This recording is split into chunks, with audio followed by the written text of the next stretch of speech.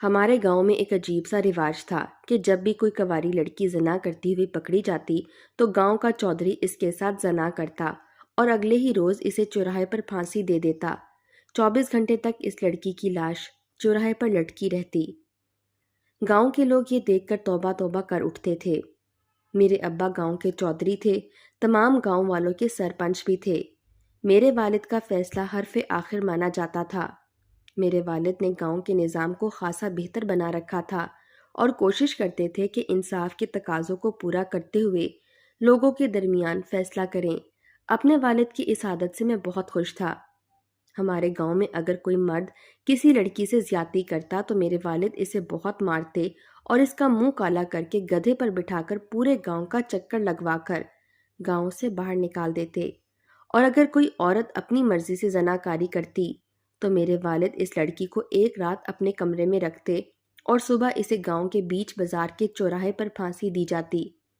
اس لڑکی کی لاش 24 گھنٹے کے لیے وہاں لٹکتی رہتی۔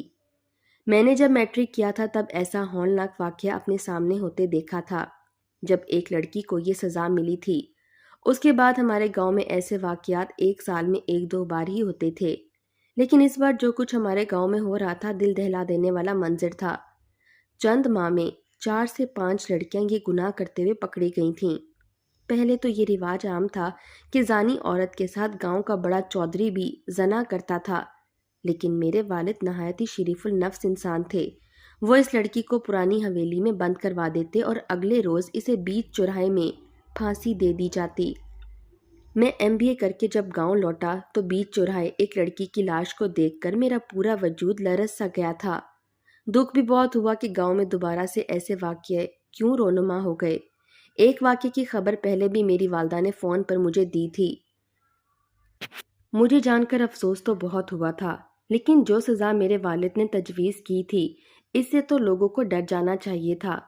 میں شہر سے تو بڑا خوش گاؤں لوٹا تھا۔ راستے میں میری گاڑی کا ٹائر پنچر ہو گیا۔ ڈرائیور ٹائر بدلنے لگا۔ میں گاڑی سے نیچے اتر گیا، کھیتوں کو دیکھنے لگا۔ گندم کی فصل پک چکی تھی، چند ہی دنوں میں اس کی کٹائی کا کام شروع ہو جانا تھا۔ میرے والد گاؤں کے مستحق لوگوں کو مفت سال کی گندم بھی دیتے تھے، غریبوں کا بہت احساس کرتے تھے۔ میں یہ سب سوچ رہا تھا، مجھے سامنے کھیتوں میں کچھ ہلچل سی محسوس ہوئی۔ پہلا گمان مجھے کسی جانور کا ہوا تھا، لیکن پھر ایک لڑکی وہاں سے باہر نکلی تھی، کم سن سی خوبصورت سی لڑکی، یہی کوئی 18-19 برس کی۔ اس کا چہرہ ایسا تھا کہ کچھ پل تو دیکھنے والا اس کے حسن میں کھو سا جاتا۔ مجھے اس لڑکی سے پہلی نظر میں محبت ہو جاتی اگر میں پہلے سے کسی اور لڑکی کی محبت میں مبتلا نہ ہوتا۔ بہرحال میں نے اپنی نظریں ہٹا لیں، لیکن اس کے بعد جو آواز میں نے سنی، میری نظریں بے ساختہ دوبارہ وہیں اٹھی تھیں۔ میں نے وہاں ایک نوجوان کی آواز بھی سنی تھی۔ نہ جانے اس نے کیا کیا تھا کہ وہ لڑکی یکدم چیخ مارنے لگی، پھر وہ لڑکی وہاں سے بھاگنے لگی، اور اس کے بعد ایک نوجوان لڑکا اسی جگہ سے اٹھ کر کھڑا ہوا اور اس لڑکی کو دیکھنے لگا جو اب بھاگتے ہوئے بہت دور جا چکی تھی۔ دوپہر کے وقت وہ دونوں اس کھیت میں اکیلے کیا کر رہے تھے؟ وہ لڑکا بھی اب اس لڑکی کی جانب ہی بڑھنے لگا تھا۔ پھر مجھے لگا کہ شاید یہ ایک دوسرے کے کچھ لگتے ہیں، شاید میاں بیوی ہوں۔ گاڑی کا ٹائر لگ چکا تھا۔ میں گاڑی میں بیٹھ کر جیسے ہی گھر پہنچا، میں بے شک ایک ذمہ دار اور چودھری کا بیٹا تھا، لیکن میرا دل بہت حساس سا تھا۔ نہ تو میں نے اوباش طبیعت پائی تھی اور نہ ہی میرا دل سخت تھا۔ وجہ شاید یہ تھی کہ ہمارے گھر کا ماحول خاصا مذہبی تھا۔ میرے والد بھی نماز کے پابند تھے اور گھر کی خواتین اور گاؤں کے لوگ بھی میرے والد کے انصاف کے ڈنکے بجاتے تھے۔ میں گھر پہنچا تو چھوٹی بہن سالیہ میرے پاس آ کر مسکراتے ہوئے کھڑی ہو گئی۔ میں نے اس کے سر پر شفقت سے ہاتھ رکھا اور اپنی والدہ سے ملا اور ان کی خیریت دریافت کرنے لگا۔ اس بار میں یہ سوچ کے آیا تھا کہ اپنی والدہ کو اپنی پسند کی لڑکی کے بارے میں بتاؤں گا۔ میں تھکا ہوا شہر سے لوٹا تھا، اس لیے بس کچھ دیر گھر والوں کے ساتھ بیٹھ کر اپنے کمرے میں چلا گیا۔ رات کے کھانے پر میرے والد نے کہا کہ دوبارہ سے گاؤں میں زناکاری بڑھنے لگی ہے۔ انہیں ایک لڑکی کو ایسی دردناک سزا دینے کا بہت افسوس ہے جو پچھلے ماہ ہی رنگے ہاتھوں پکڑی گئی تھی، لیکن گناہ کی روک تھام بھی بہت ضروری ہے، ورنہ یہ گناہ کسی آگ کی طرح سارے گاؤں میں پھیل جاتا۔ اس لیے اس کی روک تھام کے لیے میرے والد نے یہ قدم اٹھایا ہے تاکہ گاؤں میں یہ گناہ پھیل نہ جائے۔ مجھے ابا سائیں خاصے متفکر سے لگ رہے تھے۔ مجھے ان کی گاؤں کے لیے دلی وابستگی اور احساس بہت اچھا لگتا تھا، لیکن ایک دفعہ جو کچھ میں نے گاؤں میں ہوتے دیکھا، میرے ہوش ہی اڑ گئے تھے۔ چند دن بعد بھی ایسا ہی ایک اور واقعہ پیش آ گیا۔ اس بار پنچایت میں بھی بیٹھا تھا۔ ایک لڑکی بکھرے حلیے کے ساتھ وہاں کھڑی رو رہی تھی۔ اس لڑکی کا چہرہ دوپٹے کی گھونگھٹ سے چھپا ہوا تھا۔ اس لڑکی کی تو عمر بھی بہت کم تھی، یہی کوئی 18 برس کی ہوگی۔ میرے والد کے ایک وفادار ملازم نے اسے گاؤں کے گھنے جنگل میں بنے ایک خستہ سے مکان میں یہ گناہ کرتے ہوئے پکڑا تھا۔ وہ مکان کسی کی رہائش گاہ نہ تھا، بس کسی زمانے میں وہاں شکاری جا کر رہتے تھے، لیکن یہ سلسلہ بھی کافی سالوں سے بند ہو چکا تھا۔ اس لڑکی کے ساتھ اس کے غریب والدین بھی ہاتھ جوڑے میرے والد کے سامنے کھڑے رو رہے تھے، اور ایک نوجوان کو میرے والد کے ملازمین نے پکڑ رکھا تھا۔ وہ کوئی زیادہ عمر کا نہ تھا۔ اس لڑکے کو دیکھ کر نہ جانے مجھے یہ کیوں لگ رہا تھا کہ میں نے اسے پہلے کہیں دیکھا ہے۔ وہ لڑکا بھی یہی کہہ رہا تھا کہ اس نے ایسی کوئی بدکاری نہیں کی۔ یہی حال اس لڑکی کا بھی تھا۔ وہ بھی یہی کہہ رہی تھی کہ اس نے زنا نہیں کیا، بلکہ اسے زیادتی کا نشانہ بنایا جا رہا تھا۔ لیکن اور وہ لڑکا اس لڑکی کی بات یہیں تک پہنچی تھی کہ ابا کے وفادار نے دھاڑتے ہوئے کہا کہ چپ کر بدبخت، ایک تو گناہ کر رہی تھی اور اس پر جھوٹ بول رہی ہے۔ ہم تو اسی کام کی پہرہ داری پر مامور کیے گئے ہیں۔ پوری رات ہم گاؤں کا پہرہ دیتے ہیں، اور میں نے خود ان دونوں کو بدکاری کرتے ہوئے دیکھا ہے۔ میرے والد نے سب کو چپ کروا دیا۔ کہنے لگے میں نے اپنے وفادار لوگوں کو اس کام کے لیے رکھا ہے تاکہ وہ اس بات کی چھان بین لگائیں کہ یہ گناہ کہاں سرزد ہو رہا ہے۔ اس لیے میرے لوگوں پر جھوٹا الزام لگانے والوں کو میں اس سے کڑی سزا دوں گا۔ اس لڑکی کو کل سارے گاؤں والوں کے سامنے پھانسی دی جائے گی، اور اس لڑکے کو ابھی گنجا کر کے اس کا منہ کالا کر کے گدھے پر بٹھا کر پورے گاؤں میں چکر لگوا کر گاؤں سے باہر پھینک دیا جائے گا۔ میرے والد کے فیصلے کے بعد وہ لڑکی چلانے لگی کہ یہ آپ زیادتی کر رہے ہیں، آپ کے لوگ جھوٹے ہیں، یہ جھوٹ بول رہے ہیں، میں نے کوئی گناہ نہیں کیا۔ اس بات پر ایک زوردار تھپڑ لڑکی کے منہ پر مارا گیا تھا۔ وہ زمین پر جا گری تھی۔ اسے تھپڑ مارنے والا بھی وہی شخص تھا جس نے اسے زنا کرتے ہوئے پکڑا تھا۔ کہنے لگا کہ سردار صاحب کے سامنے زبان چلاتی ہے، تیری زبان کاٹ کے پھینک دی جائے گی۔ جو فیصلہ سردار صاحب نے کر دیا وہی حرف آخر ہے۔ لیکن لڑکی چپ نہیں ہو رہی تھی، کہہ رہی تھی۔ جیسے ہی وہ لڑکی زمین سے اٹھی، اس کا دوپٹہ اس کے چہرے سے ہٹ چکا تھا۔ اس لڑکی کو دیکھ کر میرے ہوش ہی اڑ گئے تھے۔ وہ لڑکی تو وہی تھی جسے چند دن پہلے میں نے کھیتوں میں دیکھا تھا۔ پھر میں نے برجستہ اس نوجوان کو دیکھا، مجھے یاد آ گیا یہ وہی لڑکا تھا جو کھیتوں میں بھی اس لڑکی کے ساتھ تھا، جنہیں میں میاں بیوی سمجھ رہا تھا۔ اب تو مجھے بھی اس بات پر یقین ہو گیا تھا کہ یہ دونوں اس دن بھی کھیتوں میں چھپ کر کوئی گناہ ہی کرنا چاہ رہے ہوں گے، لیکن وہ لڑکی اس وقت بھاگ گئی ہوگی، اور اب وہ لڑکی جھوٹے آنسو بہا کر دہائیاں دے رہی تھی کہ آپ لوگ ظالم ہو، میرے ساتھ ظلم ہوا ہے، اور آپ لوگ میرے ساتھ دوبارہ ظلم کر رہے ہو۔ میں کبھی بھی تم لوگوں کو معاف نہیں کروں گی، میرا رب میرا انصاف کرے گا۔ اس کے بعد پھر نہ جانے کیوں میرا دل دھک سے دھڑکا تھا۔ اس لڑکی کو زبردستی ایک کمرے میں بند کر دیا گیا اور کہا گیا کہ یہ بہت بد لحاظ قسم کی لڑکی ہے، یہاں پر یہ زبان چلا رہی ہے، یہ جھوٹی اور مکار اور چال باز ہے۔ وہ لڑکی دروازہ کھٹکھٹاتی رہی، یہی کہتی رہی کہ آپ لوگ جھوٹے ہو، ظالم ہو، میں کبھی تم لوگوں کو معاف نہیں کروں گی۔ وہ لڑکا البتہ چپ کھڑا تھا۔ اس نے اپنی صفائی میں کچھ نہ کہا، ایک لفظ نہیں بولا۔ اس لڑکے کو اس کے گناہ پر پہلا تھپڑ میرے باپ نے مارا تھا، اور اس کے بعد اسے میرے والد کے خاص بندوں نے بہت مارا تھا۔ وہ لڑکا بری طرح سے زخمی ہو چکا تھا۔ اس لڑکے کے گھر والے بھی وہیں موجود تھے، آنسو بہا رہے تھے، کوئی بھی ایک لفظ نہیں بولا تھا، اس لیے اپنے بیٹے کا قصور جانتے تھے، اس لیے چپ تھے۔ البتہ لڑکی کی والدہ بلک بلک کر رو رہی تھی، کہہ رہی تھی میری بچی معصوم ہے، ایسا گناہ نہیں کر سکتی۔ وہ شخص سخت لہجے سے بولا کہ چپ کر بڑھیا، یہ تیری ہی بری تربیت کا نتیجہ ہے۔ ایک تو لڑکی ذات کو زبان دراز بنایا، اس پر اسے آوارگی سکھا دی۔ یہ لڑکی اگر بخش دی گئی تو سارے گاؤں کی لڑکیاں اس گناہ کے لیے سر اٹھائیں گی۔ اس لڑکی کو تو عبرت ناک سزا ہونی چاہیے کہ برسوں سارے گاؤں کو یاد رہے۔ اس لڑکی کو حکم کے مطابق اس کمرے سے باہر نکالا اور گھسیٹتے ہوئے اس کے گھر سے باہر نکالنے لگے۔ اسے آج کی رات پرانی حویلی میں گزارنی تھی۔ وہ لڑکی اپنے ماں باپ کو پکار رہی تھی، لیکن وہ بھی بے بسی سے کھڑے رو رہے تھے۔ اس لڑکی کو زبردستی گھر سے باہر نکالا گیا تھا اور گاڑی میں بٹھا کر پرانی حویلی روانہ کر دیا گیا۔ اس لڑکے کا سر منڈوا کر اس کے چہرے پر کالک مل دی گئی اور اسے گدھے پر بٹھایا گیا۔ گاؤں کی جس گلی سے وہ گزرتا لوگ اسے پتھر مارنے لگتے، کوئی مغلیات بکنے لگتا، کوئی غصے کے مارے جوتے مارتے۔ اگلے روز جب اس لڑکی کو گاؤں کے مین بازار کے چوراہے پر لایا گیا، اسے دیکھ کر میرا دل دہل کر رہ گیا تھا۔ اس کے بال بری طرح سے بکھرے اور الجھے ہوئے تھے، چہرے پر نیل اور زخموں کے نشان تھے جیسے اس پر بھی تشدد کیا گیا ہو۔ اس لڑکی کا چہرہ اس قدر بگڑ چکا تھا کہ وہ پہچانی نہیں جا رہی تھی۔ وہ بالکل نیم مردہ سی حالت میں تھی کہ اپنے پاؤں پر چل بھی نہیں پا رہی تھی۔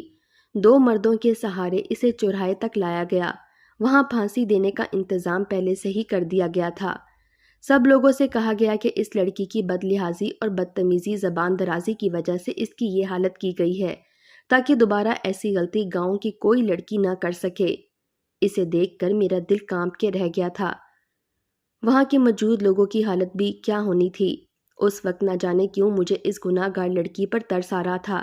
اس کی والدہ پھوٹ پھوٹ کر رو رہی تھی، میرے والد کے سامنے گڑ گڑا کر کہہ رہی تھی، مجھے ایک بار اپنی بچی کو سینے سے لگانے کی اجازت دے دیں، میری بچی مجھے چھوڑ کر ہمیشہ کے لیے چلی جائے گی۔ لیکن میرے والد نے کہا کہ وہ زانی ہے، اس سے دور رہو، ایسی گناہ گار لڑکی کے لیے ہمارے پاس کوئی رعایت نہیں ہے۔ اسے پھانسی کے تختے پر کھڑا کر دیا گیا، سارے گاؤں کے سامنے اسے عبرت کا نشان بنا دیا گیا۔ اس کی ماں دیوانوں کی طرح رو رہی تھی، کسی کے قابو میں نہیں آ رہی تھی۔ میں شاید اس سے زیادہ تکلیف دیکھنے کا متحمل نہ تھا، اس لیے وہاں سے واپس حویلی آ گیا۔ میرا دل بہت حساس تھا، اس لیے میری آنکھوں سے آنسو جاری ہو گئے، لیکن یہ کرنا بھی ضروری تھا ورنہ یہ گناہ گاؤں میں عام ہو جاتا۔ اس کے بعد وقت کے ساتھ ساتھ یہ بات بھی پرانی سی ہونے لگی۔ اس واقعے کو ایک ہی ماہ گزرا تھا کہ فصلوں کی کٹائی شروع ہونے لگی۔ میں بھی اپنی زمینوں پر کٹائی کے دوران اپنے کھیتوں میں ضرور جاتا تھا۔ اب بھی میں اپنی زمینوں پر ہی کسانوں کے ساتھ کھڑا تھا، انہیں بتا رہا تھا کہ گندم کی کٹائی کی فوری بعد ساری گندم گودام میں لی جائے تاکہ اچانک ہو جانے والی بارش سے گندم بھیگ نہ جائے۔ جب میری نظر ایک لڑکی پر پڑی، وہ کھیتوں سے ذرا ہٹ کر وہ گاؤں کی خواتین سے یہ کہہ رہی تھی کہ انہیں ظلم کے خلاف آواز اٹھانی چاہیے۔ یہ ظلم ہے جو یہ چودھری گاؤں کی لڑکیوں کے ساتھ کر رہا ہے۔ وہ لڑکی بے قصور تھی جسے موت کے گھاٹ اتار دیا گیا۔ اس درندہ صفت انسان کے خلاف ہمیں آواز اٹھانی چاہیے۔ اس لڑکی کی پشت میری جانب تھی، لیکن جو بات وہ کر رہی تھی وہ میرے باعزت اور شریف باپ پر سراسر الزام تھا۔ میرا باپ میرے لیے ہی نہیں بلکہ سارے گاؤں والوں کے لیے قابل احترام تھا۔ اس نے آج تک انصاف کے تقاضوں کو پورا کیا تھا، اور یہ لڑکی، یہ میرے باپ کے لیے معصوم گاؤں والوں کے دل میں زہر گھول رہی تھی۔ میں تیز قدم بڑھاتا ہوا اس لڑکی کے عقب میں کھڑا ہو گیا۔ وہ اب بھی میرے باپ کے خلاف زہر اگل رہی تھی۔ میں نے کہا، اے لڑکی، میرا لہجہ ذرا سخت تھا۔ وہ لڑکی میری پکار پر برجستہ پلٹی تھی، اور جیسے ہی وہ پلٹی میں اسے دیکھ کر اپنے ہوش ہی کھو بیٹھا تھا۔ وہ لڑکی میری کلاس فیلو تھی۔ میں سوچ بھی نہیں سکتا تھا کہ اینی مجھے یوں اپنے گاؤں میں نظر آ سکتی ہے۔ وہ لڑکی پوری کلاس میں ٹاپ کرتی تھی اور یونیورسٹی میں بھی ایسی سرگرمیوں میں حصہ لیتی رہتی تھی جس میں عورت کے مظالم کے بارے میں بات کی جاتی۔ یونیورسٹی میں بھی وہ زیادہ تر اسی طرح کے مسائل پر آواز اٹھانے میں سرگاہ ہی نظر آتی تھی۔ اینی وہی لڑکی تھی جسے میں پسند کرتا تھا، جس سے میں شادی کا خواہاں تھا۔ میں نے کہا، اینی تم یہاں؟ اس نے مجھے بے توجہی سے دیکھا تھا، جیسے میں اس کے لیے کوئی بھی اہمیت نہیں رکھتا یا وہ مجھے سرے سے جانتی ہی نہ ہو۔ اس نے میری بات کا جواب دینا ضروری نہیں سمجھا تھا۔ مجھے اس کے اجنبی سے رویے پر بڑی حیرت ہوئی تھی۔ دوبارہ سے ان عورتوں کی طرف متوجہ ہو گئی، لیکن جو بات اس نے ان عورتوں کو بتائی وہ سن کر میں ششدر سا رہ گیا۔ میں تو سمجھا تھا کہ وہ اس گاؤں میں نئی ہے اور شہر سے گاؤں کے بارے میں جاننے کے لیے آئی ہے، لیکن وہ تو یہیں کی رہائشی تھی۔ مجھے وہ لڑکی شروع سے ہی بہت پسند تھی، کیونکہ وہ بلاں کی با اعتماد تھی۔ ظلم کے خلاف ڈٹ کر کھڑے ہونے والیوں میں اس کا شمار ہوتا تھا۔ اس کے منہ سے مجھے یہ پتا چلا کہ جس لڑکی کو 1 ماہ پہلے گاؤں میں پھانسی دی گئی تھی وہ اس کی بڑی بہن تھی۔ میں سمجھ گیا کہ جبھی وہ غصے سے پاگل ہو رہی تھی۔ یہ بات تو میرے لیے بھی کسی دھماکے سے کم نہ تھی کہ جس لڑکی سے میں نے ٹوٹ کر محبت کی ہے وہ اس زانی لڑکی کی بہن تھی، اور اب بھی اپنی بہن کی حرکت پر شرمندہ ہونے کی بجائے وہ اس کی طرفداری میں بول رہی تھی۔ میں نے کہا، اینی میری بات سنو، تم کیوں گاؤں والوں کو ایک غلط بات پر ورغلانے کی کوشش کر رہی ہو؟ اس نے مجھے تعصب و نفرت سے دیکھا تھا۔ کہنے لگی، تمہاری آنکھوں پر بھی ان گاؤں والوں کی طرح تمہارے باپ کی نیک نامی کی پٹی بندھی ہے۔ جس دن وہ اترے گی تو تمہیں اپنی پیدائش پر بھی افسوس ہوگا کہ تم کس قدر ناپاک اور غلیظ شخص کی اولاد ہو۔ اینی، میں نے بے اختیار غصے سے اس پر دھاڑا تھا۔ وہ نہ جانے میرے باپ کے بارے میں کیا اناب شناب بول رہی تھی۔ میں نے کہا، میں نے خود اپنی آنکھوں سے تمہاری بہن کو اس لڑکے کے ساتھ کھیتوں میں گناہ کرتے دیکھا تھا۔ میں نے غصے سے اسے ایک تلخ حقیقت سے آگاہ کیا تھا۔ وہ مجھ پر طنزیہ مسکرائی اور کہنے لگی، اگر میں تمہیں تمہاری بہن کی سچائی دکھا دوں تو کیا تم اپنی بہن کو بھی سولی پر ٹانگو گے؟ جیسے میری بہن کو بنا کسی ثبوت عبرت کا نشان بنا دیا گیا تھا۔ یہ کہہ کر اس نے میرا ہاتھ پکڑا اور مجھے کھیتوں کے بیچوں بیچ سے نہ جانے کہاں لے جانے لگی تھی۔ میں مان ہی نہیں سکتا تھا کہ میری بہن کبھی ایسی غلطی کر سکتی ہے۔ میری بہن کی تو بہت پاکیزہ تربیت ہوئی تھی، اس لیے مجھے اس بات کی فکر نہیں تھی۔ مجھے لگا شاید بہن کے صدمے نے اس کے دماغ پر برا اثر کیا ہے۔ جہاں مجھے وہ لے کر گئی وہ ایک کچی مٹی سے بنا ایک مکان تھا۔ وہ مجھے اس گھر میں لے گئی، ایک کمرے کے سامنے کھڑا کر دیا، پھر کہنے لگی، اس کھڑکی سے دیکھ لو۔ ثبوت، وہ بھی اپنی آنکھوں سے۔ میں اب بھی بے یقین تھا۔ میں نے جیسے ہی کھڑکی کا پٹ کھولا، سامنے کا منظر دیکھ کر میرے پیروں تلے سے زمین ہی نکل گئی۔ میری بہن ایک اجنبی کے ساتھ۔ میرا خون رگوں میں ابلنے لگا تھا۔ میں نے دھاڑ کر سالیہ کو پکارا۔ میری آواز پر وہ ہوش میں آئی تھی۔ میں نے دروازے کو دھکا دے کر کھولا اور اس لڑکے کو مارنے لگا۔ وہ میری بہن کے ساتھ گناہ کر رہا تھا۔ میں تو غصے سے پاگل ہی ہو گیا۔ شور اس قدر بڑھ گیا کہ گاؤں کے لوگ اکٹھے ہو گئے۔ میری بہن کی برائی سب کے سامنے آ چکی تھی، جو میرے اندھے غصے کا نتیجہ تھا۔ اپنی بہن کے گناہ کا گواہ میں خود تھا، اس لیے میرا باپ پنچایت میں سر جھکائے بیٹھا رو رہا تھا۔ بڑی کڑی آزمائش اس پر بھی آن پڑی تھی۔ میں دیکھنا چاہتا تھا کہ اب میرا باپ کیا فیصلہ کرتا ہے۔ ان کا فیصلہ سن کر مجھے حیرانگی نہیں ہوئی تھی، کیونکہ میں جانتا تھا کہ میرا باپ انصاف نہیں چھوڑے گا۔ ریت و رواج کے مطابق سالیہ کو بھی پرانی حویلی لے جایا گیا۔ میرے والد بے حد بے چین تھا۔ رات کو جب ان کی گاڑی پرانی حویلی کی طرف روانہ ہوئی، میں بھی ان کا پیچھا کرنے لگا۔ مجھے دیکھنا تھا کہ میرے والد کیوں سالیہ کے پیچھے گئے ہیں۔ وہاں پہنچ کر میرے والد میری بہن کے کمرے میں چلے گئے۔ میں دیوار پھیلان کر اس حویلی کے اندر پہنچا۔ چھپ چھپاتے جب میں نے اس کمرے کی کھڑکی کھولی، میرے والد میری بہن کو کہہ رہے تھے، میں تمہیں پھانسی کے تختے پر نہیں دیکھ سکتا، میں مر جاؤں گا، پاگل ہو جاؤں گا، تم یہاں سے بھاگ جاؤ۔ یہ سن کر میں حیران سا رہ گیا تھا۔ اس سے پہلے کہ میری بہن بھاگتی، میں نے کمرے کا دروازہ کھٹکھٹایا۔ کچھ دیر بعد میرے والد نے دروازہ کھولا، مجھے سامنے دیکھ کر کہا، جو سزا آج تک آپ دیتے رہے ہیں وہی اب سالیہ کو بھی ملے گی۔ جب گاؤں کی کسی لڑکی کو رعایت نہیں دی گئی تو سالیہ کو بھی نہیں ملے گی۔ اگر آپ انصاف نہیں کریں گے تو میں کروں گا۔ میرا باپ میرے سامنے رونے لگا، کہنے لگا، میں اب تک جھوٹ بولتا آیا ہوں، وہ لڑکیاں زانی نہیں تھیں، بس میں ہی کچھ عیاش مزاج تھا۔ میں گاؤں کے سامنے نیکوکار بن چکا تھا، اس لیے اپنی ہوس پوری کرنے کے لیے میں نے یہ طریقہ اپنایا تھا۔ وہ لڑکی بھی زانی نہیں تھی، لیکن اسے دیکھ کر میری نیت اس پر خراب ہو گئی۔ اس لیے میں نے اپنے ملازموں کے ذریعے اس پر جھوٹا الزام لگوا دیا کہ وہ زانی ہے، لیکن وہ لڑکی چپ رہنے کے بجائے میرا پول کھولنے کے در پر تھی۔ اس لیے اسے پرانی حویلی لے جا کر میں نے اس کے ساتھ غیر انسانی سلوک کیا۔ میرا باپ اپنے جرم کا اعتراف میرے سامنے کر رہا تھا اور میں بے جان سا سب کچھ سن رہا تھا کہ اچانک سے کمرے کا دروازہ کھلا تھا۔ سامنے اینی کھڑی تھی۔ پولیس میرے باپ کا بیان سن چکی تھی، اس لیے اسے اپنے ساتھ لے گئی۔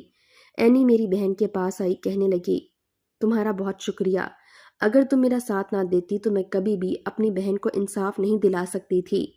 میں حیرت سے ان دونوں کو دیکھ رہا تھا۔ میری بہن نے اینی کے ساتھ مل کر ڈرامہ رچایا تھا تاکہ سچ کو سامنے لایا جا سکے۔ وہ میرے والد کی اس قسم کی سرگرمیوں سے واقف تھی۔